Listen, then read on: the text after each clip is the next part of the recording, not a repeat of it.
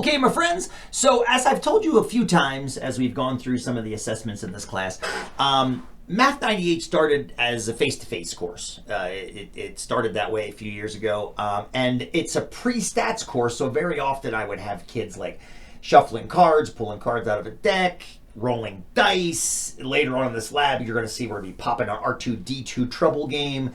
And flipping coins like we're doing right here. Well, the problem is I can't give you coins if you're an online course, and I don't want you going through your couch looking for them. So I'm going to build a simulator, which I got right here, that's going to flip coins for us. Generally speaking, I got about 20 or so kids in a Math 98 course. You know, sometimes more, sometimes less, right around 20.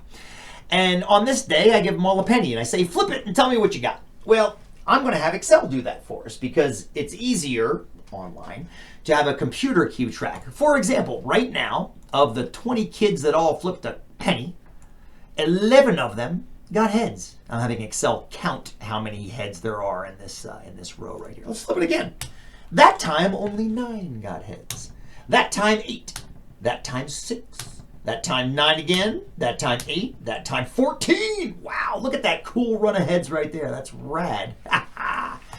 That time 12, that time 5, all over the place, right? All over, that time 12, that time 12 again, 10, all over the place. As a matter of fact, it's so all over the place, it's kind of hard to keep track of what's going on, which is why I made this next little tab over here. Now, what this tab does is it has a dot plot. Now, what's a dot plot, you might ask?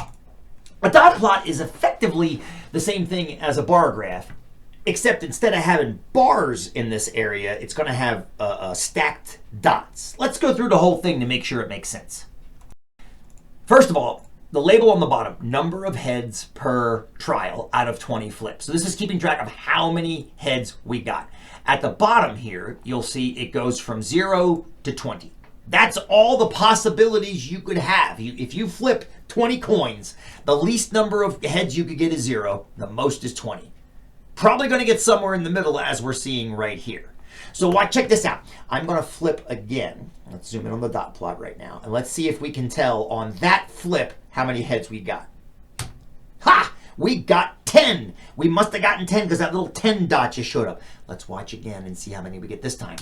Ha-ha! That time we got 11. Let's watch again. That time we must have gotten 10 again. How about that time? 10 again! That was a 14, I think, if I'm looking at this correctly. That was another 10. That was a 4, way down here. That time we got 9 heads.